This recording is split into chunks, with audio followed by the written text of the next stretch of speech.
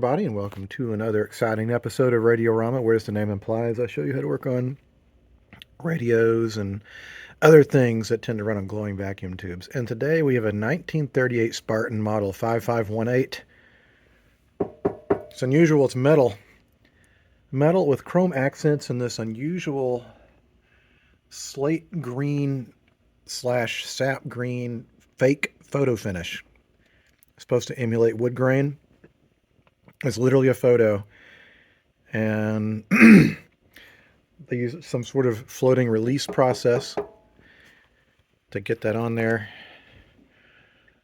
It is a transformer powered set, so I'm going to bring it up very slowly because I don't want to damage anything. And you'll know usually right away if things are going haywire. Okay, so it's drawing a little bit at 30 volts. See, if I was bringing this up and there was a massive short or something, that the needle would be pegging. Let's bring it up to 50%. Okay, well, it's not doing anything crazy. Bring it up a little bit more. We're not drawing that much. That's a bad sound. That's the sound of dead filter capacitors, and if they're shorted, which I don't know, they probably aren't, but they could at any minute, that could take out some bad things in here, including the power transformer. So we know bare minimum, those are going to have to be replaced. And I need to be very careful with this cabinet. The value is completely in the very unusual finish on the Art Deco style and all that chrome.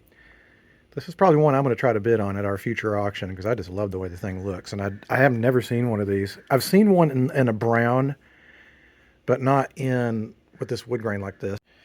It's kind of interesting. I found this stamp, and here's Motor Products Corporation, Detroit, Michigan, graining design, copyrighted by Oxford Varnish Company, 1937. It's unusual that the steel is stapled. It's bent and stapled around this wood. Pretty unusual, I must say. That cloth is coming out, but I can glue that back in. Well, here is the chassis, and it's just a 5-tube set with a power transformer, two gain condenser. Kind of this interesting, kind of like knee action tuning going on here. Huh. Definitely makes me wonder. Motor products. I wonder if they had something to do with the automotive industry, because that is very mechanical. Now, I can tell that either it's never been restored or that's been replaced a long time ago. And it's got its markings on here. It says blue and red are 10 microfarads and yellow is 20 microfarads. Black is common ground. I'm assuming probably common ground goes to probably chassis.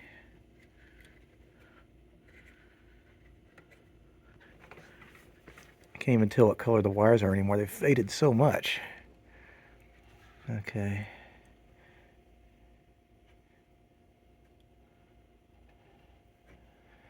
I don't see any wires going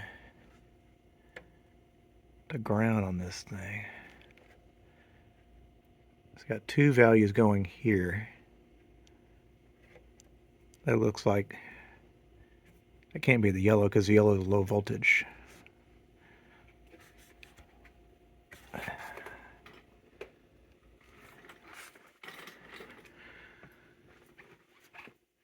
There has to be a ground here. Where could it possibly? I think what I might have to do is pull the schematic for this because there's something weird going on here. I want to make sure I've wired this correctly. Okay, well, I pulled the schematic, and the common ground goes to the transformer. So that here is negative, and that must mean, this is really weird, that we have two positive leads here. That must mean this is a replacement capacitor. And so that means that there's 20 microfarads there. And then there's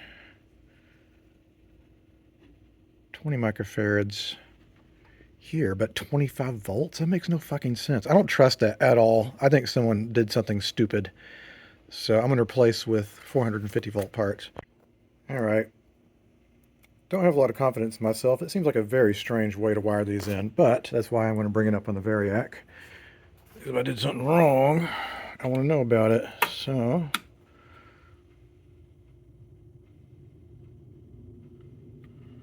far it doesn't seem to be doing anything crazy. All right. I don't think it's going to blow up, so I'm going to go ahead and bring it up.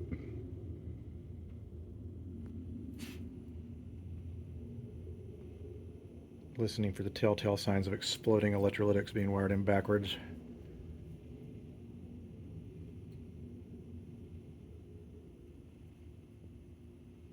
Well, I don't hear anything, and that's not a good sign. So first of all, let me see.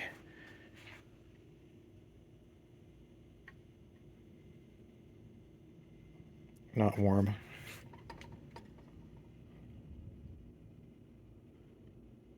Yeah, I get a feeling I've done something wrong. Let me turn it on again.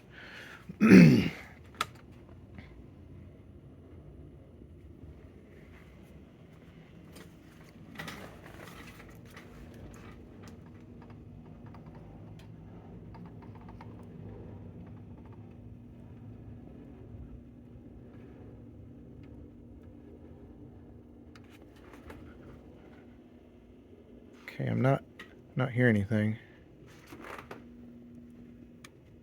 All I'm getting is a little bit of a hum.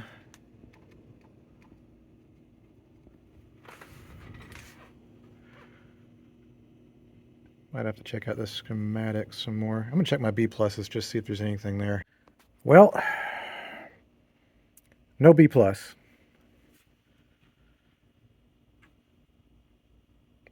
The transformer's pretty warm. It shouldn't be getting that warm just being on for a minute or two, so that's not good. This tube, which I think is the rectifier, is also absolutely on fire hot. So something's very unhappy here. In fact, it looks like maybe a little bit of tar came out of this guy from in the past.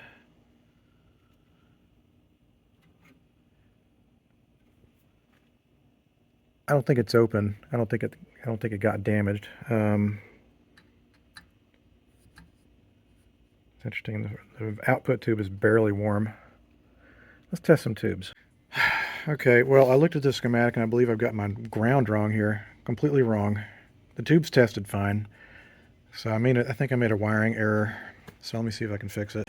Okay, so I'm not sure if this will work, but if it does work, that means I had everything wired up completely backwards, and I'm not sure why the caps didn't blow up. Let's see.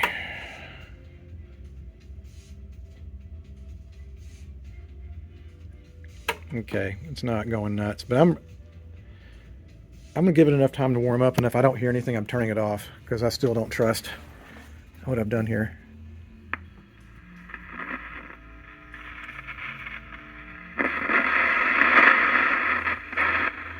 That kind of sounds like radio, but I need to attach an antenna. Well, that was apparently it. It was called user or repairman error, so sorry radio, I didn't mean to do that.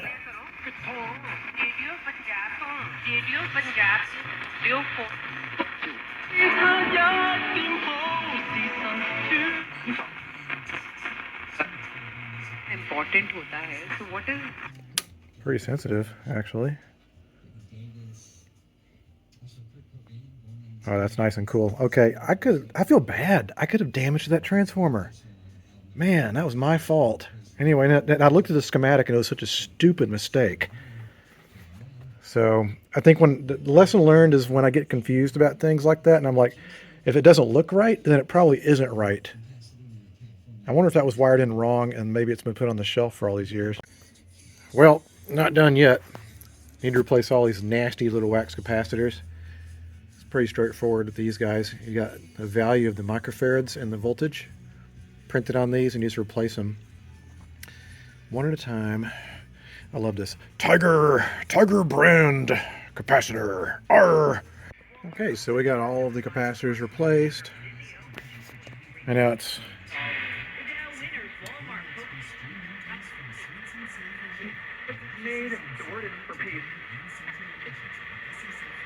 such a big deal about Foods Group is calling for the city of Boston to pay $15 billion in reparations for I'll notice that the have skyrocketed by 70% since 2017. the tuning string's a little loose. I think I need to tighten the spring up there, but otherwise it's working pretty good. I wanted to take the front off, and what I want to do is tighten this spring up a little bit so that this is going to be a little more grabby. Alright, so I was just tightened it up just a little bit by cinching it up a little bit here.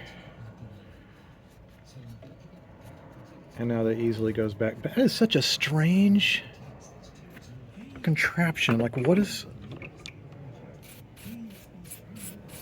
How does that work?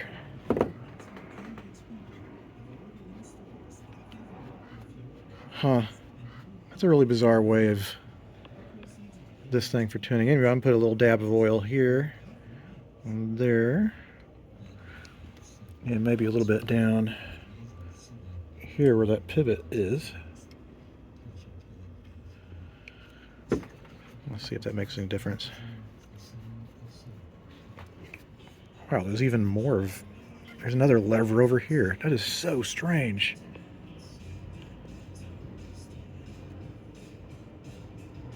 A lot of things to move around. I wonder if that has anything to do with the push button tuning. Yeah, that back arm goes, there's an arm that goes on the side here that comes around back here. It's hurting my hands. But anyway, ow. But anyway, I got it to stop slipping. So we can put this front back on.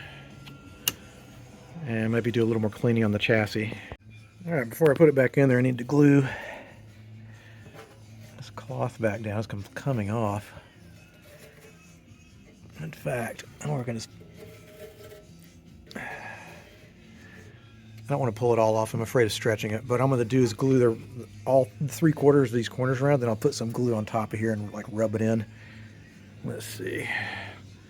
I guess I could lay it down on top of this cloth. I want to just make sure there's nothing sharp that can destroy that finish. It's Adam Haig, Bloomberg Finance Editor with us live. This is Bloomberg. military campaign. Get that. Yeah, better than that. Damn. You know what? This is like seriously one of the prettiest radios I've worked on in a long time. And I say that a lot, but like, look at this thing. Like, it's chrome, it's Art Deco, it's steel, it's American. It's got this lovely sort of cloisonne sort of pattern going on with the dial here. Just hits all the buttons, so to speak. Anyway, I'm just going to sit here and stare at it for a while. In the meantime, that concludes this episode of Radiorama. If you have any comments you'd like to make down below, make sure and make them. I'll try to get to them, even though I usually don't because I'm bad at it and I'm antisocial. But I do appreciate you guys watching. It makes me feel good that there's some people that are into this as much as I am. So until the next time a radio comes across the workbench, I'll see you guys next time.